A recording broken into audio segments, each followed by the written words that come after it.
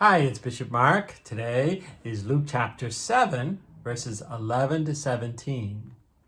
And it's a story, another story, that takes place only in Luke's gospel. It's not in the other gospels.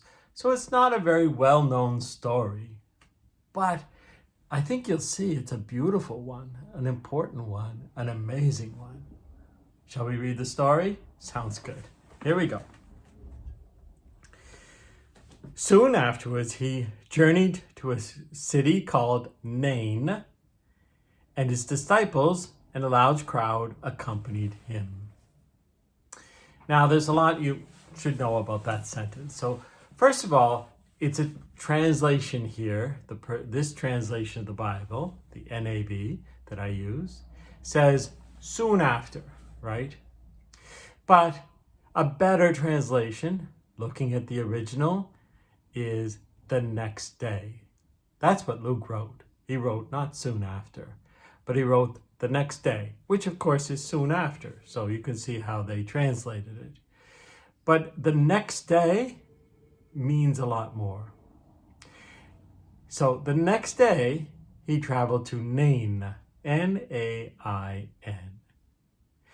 Nain is a very small place. So Capernaum, is a big place. We've talked about it. It's right on the Sea of Galilee, and it's a big place, and there's lots of people there, and Jesus has done many great things there. But he leaves there and travels to Nain by the next day. Now, Nain is a long way away, and it's all uphill. Capernaum's right next to the Sea of Galilee. It's on sea level, so it's low. And then he has to walk all the way up to Nain, which is right next to the mountains. So it's a long walk.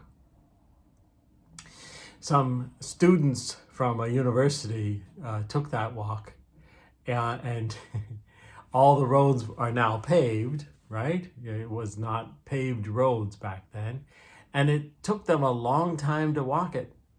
Now imagine in Jesus' time, he pretty much had to either wake up really, really early, or he had to walk through the night to get there. Now he's in a big place, surrounded by lots of people, and yet for some reason, he gets up and with urgency, because it would take a long time to get, it would have to be urgent to get there by the next day. He goes to a town that has like 100 people, 150 people most. A small little town next to the mountains, totally out of the way, only one road in. Why?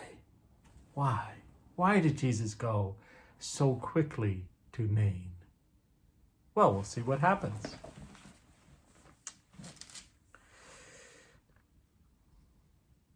As he drew near to the gate of the city, a man who had died was being carried out, the only son of his mother, and she was a widow.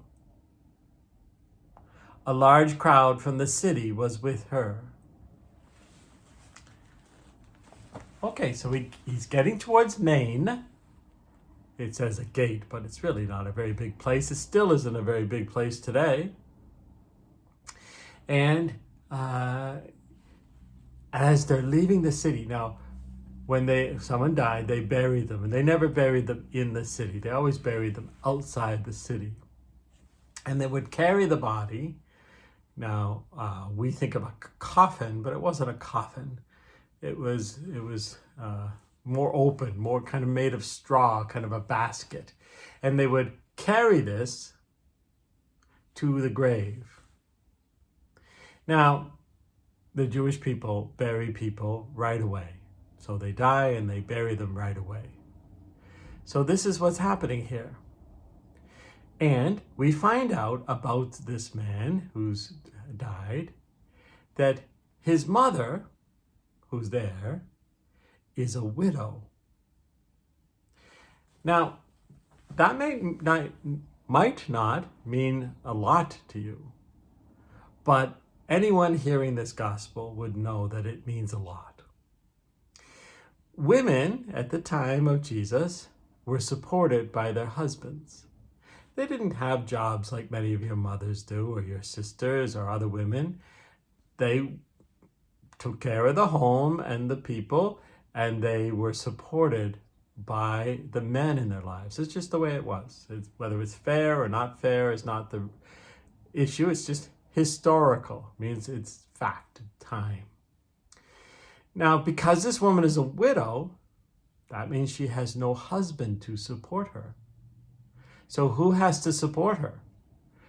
Well, her son, if he is able, is a man who can work, so he can support the widow.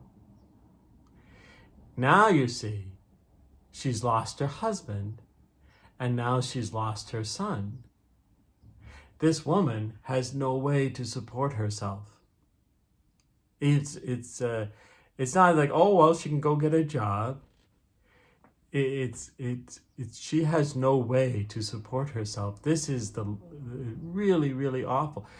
So she's lost her husband. Now she lost her son, who I'm sure she loved very, very much, like mothers do. And she's also lost all of her support. This is a woman in terrible need. But she's this one widow in this one small town. Okay, and they're carrying her son outside the gate. Continue. When the Lord saw her, he was moved with pity for her and said to her, "Do not weep." Jesus, just walking up to the city, is moved. He's really, really sad. He has what we call compassion for her. And he says to her, "Don't cry. Do not weep." He stepped forward and touched the coffin as that's the way they translate it now, but it's not like a casket. Okay. He touched the coffin, and at this, the bearers halted. So they're carrying the coffin, he touches it, and they all stop. And he said, "Young man," to the dead man, "I tell you, arise." The dead man sat up and began to speak, and Jesus gave him to his mother.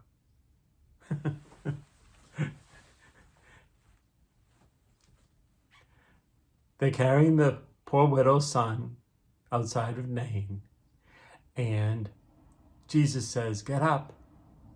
And the man is no longer dead. And Jesus says, "Well, here's your mother." He restores to the woman her deceased son. All right. Fear seized them all, and they glorified God, exclaiming, "A great prophet has arisen in our midst, and God has visited his people." Well, there's all sorts of things that are in this story. But when they say a great prophet has risen in their midst, the way Luke writes the gospel, and this is perhaps too much detail, but he is telling stories that would make the people think of two prophets, Elijah and Elisha. Trust me on that. So they think, wow, Jesus is a prophet like Elijah and Elisha. Now, there's all sorts of reasons why they would think that. It's just too complicated for this video.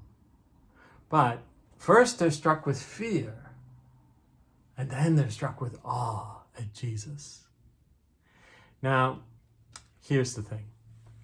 This is why I love this story so much. Why did Jesus leave Capernaum, travel probably all night or all day, and arrive at the gate just as this was happening? And we know nothing else about why he went to Nain. Just this, he went to Nain. Well, when you consider that Jesus is God, did Jesus hear the widow's prayers? Now, or did God tell him somehow about the widow's prayers. Now, you know that woman was praying. She just lost her son. She's a widow. She's lost everything. She lost the son she loves. She lost her support. She is the poorest of the poor. She's in this tiny little town, and she's lost everything. And you can imagine her in prayer saying, "Why, God? Help me, God. Help me, God." And what does God do? The prayer is heard by Jesus in Capernaum, and he gets up and he walks and people follow him. Where's he going? Where's he going? They follow him all the way to, where are you going? To go to Nain? What's in Nain? Why do you have to get there so fast? And he gets there just at the moment they're leaving. I don't think it's an accident. I think it's our Lord heard her prayer. Just like God hears your prayer. Just like God hears us even when we think we're completely obscure, we're the last person God would listen to. Even in the midst of our peers, we think, well, God's never going to listen to me. Because this woman from Nain was the last person. The lowest of the low. Someone without even a son or a husband or any way to support herself in the tiniest of towns, nestled up against the mountain on an uphill climb. But our Lord went to her. Okay, it ends, this gospel. This report about him spread throughout the whole of Judea, in all the surrounding area. Well, you bet it did. Jesus raised a man from the dead.